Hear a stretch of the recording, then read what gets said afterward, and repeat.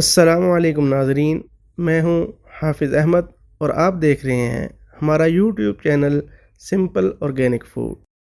آج ہم آپ کو بتائیں گے کھانسی اور بلغم کے لیے ٹوٹکا۔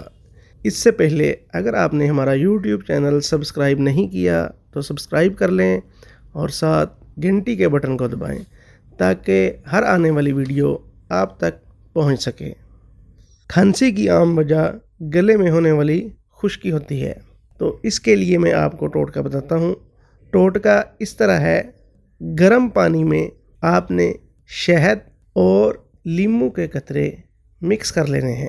اسی نیم گرم پانی سے آپ نے سب سے پہلے غرارے کرنے ہیں اور جو پانی بچ جائے آدھا گلاس وہ آپ نے پی لینا ہے۔